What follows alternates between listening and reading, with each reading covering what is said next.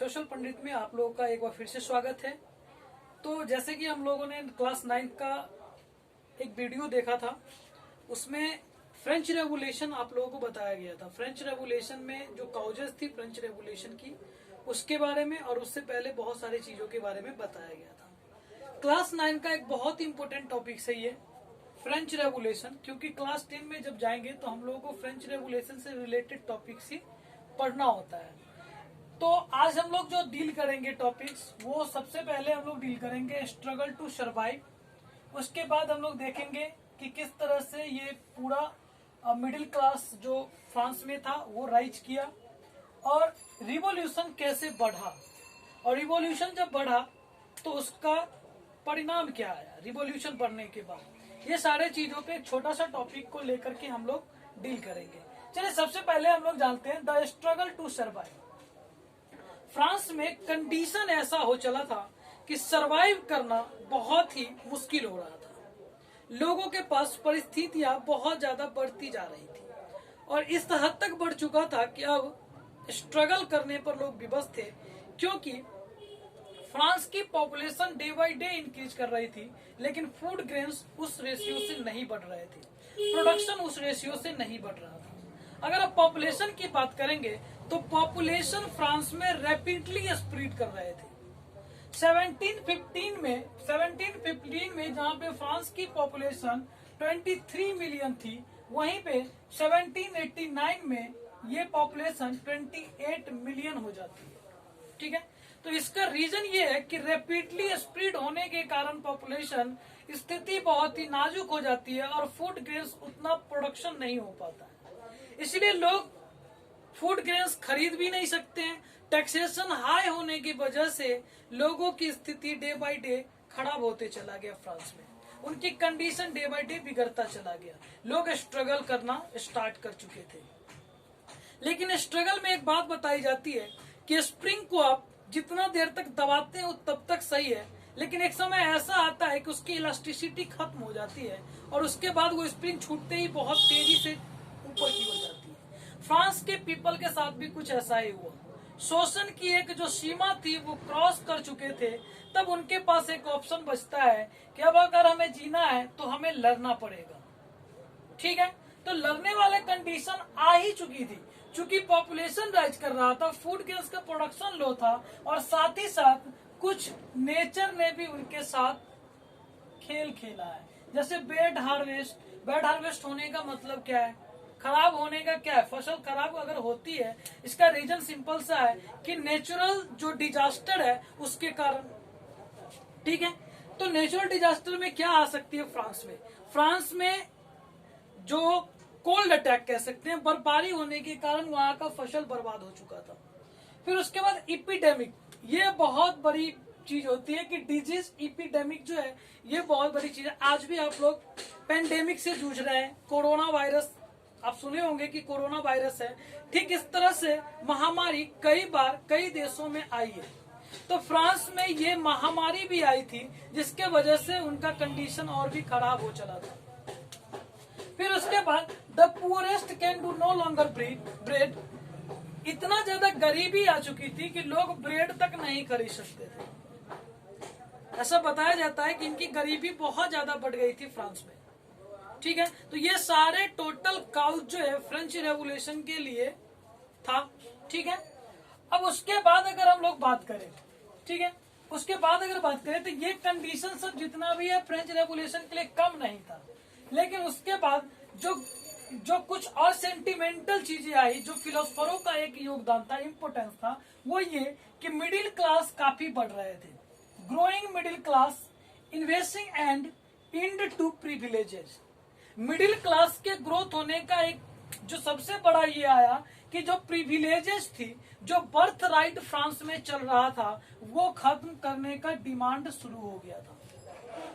Montesquieu, John Locke, Jean Jacques Rousseau जैसे फिलोसफरों ने वहां पे प्रिविलेजेस और बर्थ राइट के अगेंस्ट में आकर के मिडिल क्लास का सपोर्ट किया। वहीं पे नोबेल सोसाइटी के मायरेव्यू जैसे लोग भी छोटे तबके के लोगों के लिए काम करना शुरू किया, थर्ड स्टेट वालों के लिए काम शुरू किया। तो मिडिल क्लास का बढ़ना उनकी सेंटिमेंट का बदलना, सोशल कंडीशन का बदलना, ठीक है, ये फ्रांस के लिए अच्छा हो रहा था। अब रिवॉल्यूशन होने ही वाला था, क्योंकि मिडिल क्लास जो है वो काफी ग्रो कर रहा था। रीजन क्या था? तो जो फिलोसफर थे उनकी बात उन लोगों तक पहुंच पा रहा था। किसी भी देश में ऐसा बताया जाता है कि किसी भी देश में अगर रिवॉल्यूशन की बात की जाती है, ठीक है, क्रांति की बात की जाती है, तो उसमें मिडिल क्लास लोगों का बहुत बड़ा इंपोर्टेंस होता है।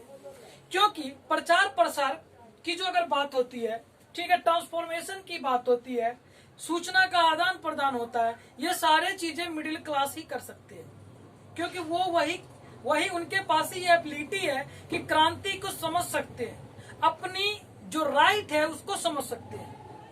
खैर, हमारे भारत में भी करोड़ों लोग पढ़े लिखे जरूर है, मिडिल क्लास से बिलोंग्स करते हैं, लेकिन अपनी राइट को पहचानते नहीं है, अपने राइट को नहीं जानते हैं, ठीक है। तो प्रिविलेजेस के अगेंस्ट में फिलोसफरों का एक बहुत बड़ा जो फ्रांस में फिलोसफर का एक वर्क हुआ कि मिडिल क्लास ग्रो कर गया, और मिडिल क्लास ग्रो किया तो अब यहाँ पे कंडीशन थोड़ा बदलने लगा था। प्रिविलेजेस के अगेंस्ट में लोग आना शुरू हो गए थे। लोग टैले और टीथे जैसे जो टैक्स दी जाती थी उसके अगेंस्ट में आ चुके थे। अब बारी ये थी कि लुई 16 को कुछ सोचना पड़ेगा, क्योंकि लोग अब अगेंस्ट उनके आना शुरू हो गए हैं, तो लुई 16 हाथ पर हाथ धरे बैठ नहीं सकते हैं।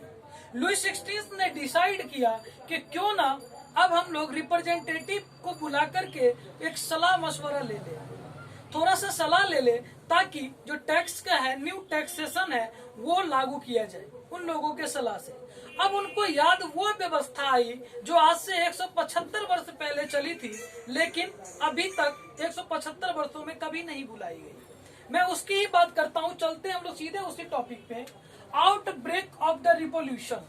रिवॉल्यूशन जो है किस तरह से बढ़ा और फ्रांस के कंडीशन को चेंज किया। रिवॉल्यूशन हुई, फ्रांस आजाद हुआ।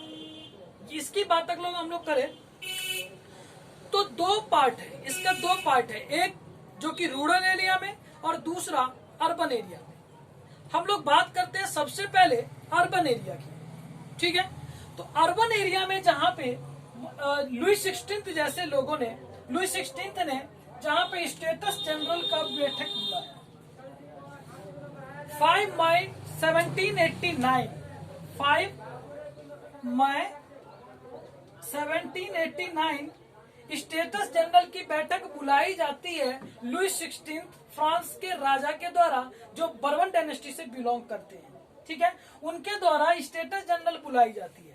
ये वही स्टेटस जनरल है जो आज से मतलब 1789 से पहले 175 वर्ष पहले 1614 ईस्वी में ये पहली बार इसकी बैठक हुई थी। उसके बाद दूसरी बैठक बीच में कभी नहीं बुलाई गई।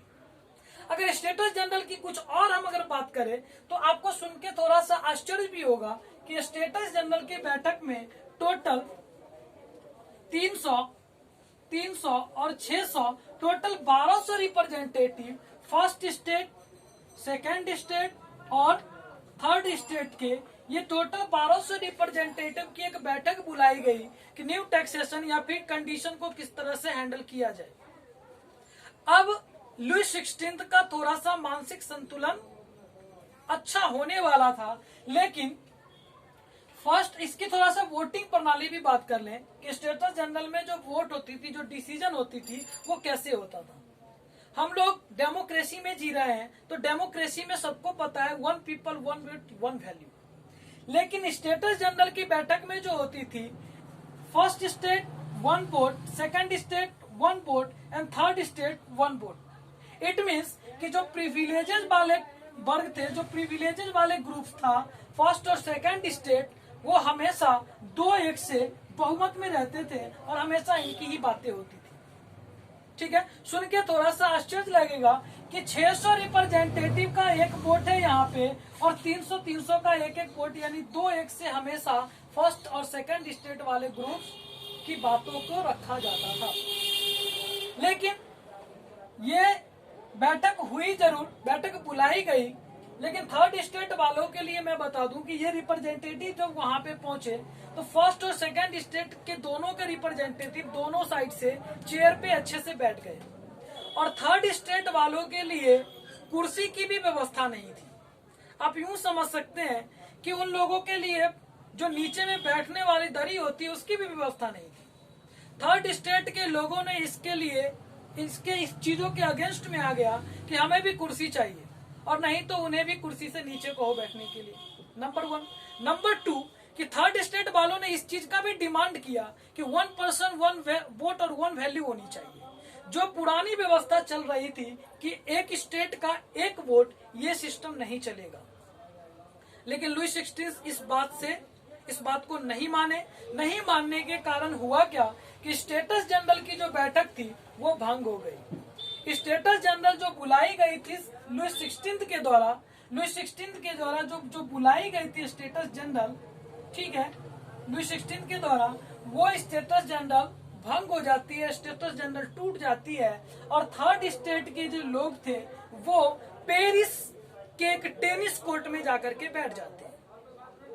पेरिस का टेनिस कोर्ट बहुत ही फेमस है, ठीक है। पेरिस का टेनिस कोर्ट में जाकर के बैठ जाते हैं, और वहां पे उन लोगों ने अपना एक अलग ग्रुप बना लिया, एक अलग पार्टी बना ली, जिसको हम लोग नेशनल असेंबली के नाम से जानते हैं। ये सारी घटना मैं अभी बताया हूं आपको कि ये टोटल घटना कहाँ हो रही है, अर्बन एरिया में, शहरों में हो रही है। नेताजी शहर में रहते हैं, ठीक है, तो ये नेताजी वाली घटना है जो शहर में हो रही है। और नेशनल असेंबली इन लोगों ने बना लिया, थर्ड स्टेट वालों ने एक अपना ग्रुप बना लिया, अपनी पार्टी बना ली नेशनल असेंबली, और बैठ गए वहां पर कि अब हम लोगों का अपना पार्टी है, हम लोग अपने तरीके से काम करेंगे, ठीक है। तो ये रिवॉल्यूशन कहाँ चल रही थी? शहरों में। थोड़ा सा हम लोग गांव की तरफ रुख करते हैं, क्योंकि हर देश में गांव होती ही है, ठीक है, चाहे वो कोई भी हो। तो फ्रांस की जो गांव की कंडीशन थी वो तो बहुत ही बेकार थी। वहां पे लोगों की कंडीशन इस हद तक बढ़ चुकी थी कि लोगों ने फ्यूडल सिस्टम के अगेंस्ट आना शुरू कर दिया। फ्यूडल, पूरे यूरोप में जो मीडिएवल हिस्ट्री है उसमें फ्यूडलिज्म बहुत ज्यादा राइज किया था। हमारे भारत में भी फ्यूडलिज्म आई थी जब मुगलिया डायनेस्टी चल रही थी, मुगलिया सल्तनत चल रही थी। फ्यूडलिज्म का सबसे पहले हम लोग थोड़ा सा मीनिंग समझ लेते हैं कि फ्यूडलिज्म होता क्या है। फ्यूडल का मतलब होता है सामंत, राजा का छोटे छोटे प्रत्येक गांव का मालिक होता है सामंत। फ्यूडल कि एक इंडिविजुअल गांव है, सर्टेन रेंज है इसका, और इस रेंज का जो टैक्स है, जो भूमि टैक्स है या फिर किसी भी तरह का टैक्स है, वो कलेक्ट करने वाले जो होते थे उसको फ्यूडल कहा जाता था। इट मीन्स कि एक गांव का मालिक को फ्यूडल कहा गया, और उस गांव में जितना भी डेवलपमेंट का कार्य हो या फिर वहां से टैक्स लेने का काम हो, उसे फ्यूडल का होता था। और फ्यूडल बहुत ही ज्यादा क्रूड होते थे, ठीक है। राजा को जहां पे टैक्स हमें 5 रुपया देना है, फ्यूडल को उन्होंने कहा कि आप 3 रुपया ही मुझे टैक्स देना, लेकिन आपका काम कलेक्ट करने का है, कि आप इस गांव का फ्यूडल है, आप कलेक्ट करके लाइए। तो राजा जितना कहता था उससे कहीं ज्यादा टैक्स की कलेक्शन फ्यूडल करते थे, और कुछ रुपीस राजा को देते थे, और ज्यादातर मोटी रकम अपने पास रखते थे। तो फ्यूडलिज्म से लोग काफी तंग आ चुके थे फ्रांस में, ठीक है। तो फ्यूडलिज्म से तंग आ चुके थे, तो लोगों ने क्या किया कि इस फ्यूडल सिस्टम के अगेंस्ट आना शुरू किया। और जितने भी फ्यूडल, चूंकि उनके पास खाने तक के कुछ नहीं थे, फूड्स नहीं थे, तो मरने से अच्छा है कि क्या करो, कुछ लड़के मरेंगे। तो वहां पे जो थर्ड स्टेट वाले लोग थे रूरल एरिया में, उन लोगों ने फ्यूडल पे अटैक कर दिया, सामंत पे अटैक कर दिया। और फ्यूडलिज्म के अगेंस्ट आकर के जब सामंत पर उन लोगों ने अटैक किया, तो सामंत अपने अपने जगहों से भागना शुरू कर दिया। तो रूरल एरिया में जहां पे फ्यूडल भाग रहे हैं, वहीं पे अर्बन एरिया में राजा भाग रहे हैं। लुई 16 शहर से भागना शुरू कर दिया, और गांव से फ्यूडल भागना शुरू कर दिया। रिवॉल्यूशन काफी बढ़ चुकी थी। लोग पेरिस की गलियों में हंगामा कर रहे थे, लोग पेरिस की गलियों में आंदोलन कर रहे थे, ठीक है। लुई 16 को पकड़ लिया गया, फ्यूडल सिस्टम खत्म हो गई, ठीक है। लुई 16 को फांसी पे चढ़ा दिया गया, और बाद में चल करके मैरी एंटोइनेट जो उनकी पत्नी है उनको भी फांसी पे चढ़ा दिया गया। और फ्रांस में एक अलग तरह की व्यवस्था आती है 1789 के बाद। 1789 में जब फ्रांस की क्रांति होती है तो ये फ्यूडल जब चले जाते हैं, तो यहाँ पे एक छोटी सी स्टोरी मैं आपको बताऊं कि ये फ्यूडलिज्म जो सिस्टम है, इस फ्यूडलिज्म वाले सिस्टम में गांव में जो होती है एक बेस्टील नाम का कारागार होती है, ठीक है, जेल, जिसको हम लोग जेल कहते हैं। तो बेस्टील नाम का जेल होता है जिसमें बहुत बड़े कैदी को रखा जाता था। ऐसा बताया जाता है इतिहासकारों के द्वारा कि 7 कैदियों को उस समय में वहां पे रखा गया था बेस्टील के जेल में। तो बेस्टील के जेल में ही वहां पे आर्म्स भी रखे हुए थे, बहुत सारे और भी वेपन्स रखे हुए थे।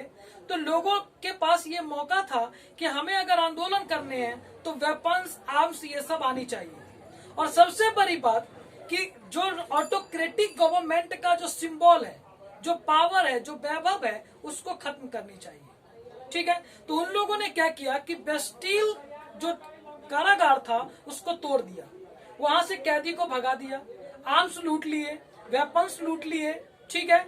और ऐसा बताया जाता है इतिहासकारों के द्वारा कि जो बेस्टील को तोड़ा गया था उसके एक एक ईंट को पेरिस में बेचा गया, एक एक ईंट को बेच दिया गया ताकि ऑटोक्रेटिक गवर्नमेंट का एक भी सिंबल न रह सके, ठीक है। इस तरह से लोग गुस्सा में थे और इनकी गुस्सा काम आई जब 14 जुलाई 1789 को फ्रांस अपना आजादी दिवस मनाया।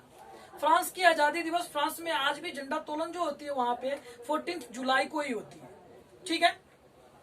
तो 14 जुलाई को आखिरकार फ्रांस ऑटोक्रेटिक गवर्नमेंट से आजाद हो गया। लेकिन उससे भी खतरनाक गवर्नमेंट 1789 के बाद आती है 93-94 में।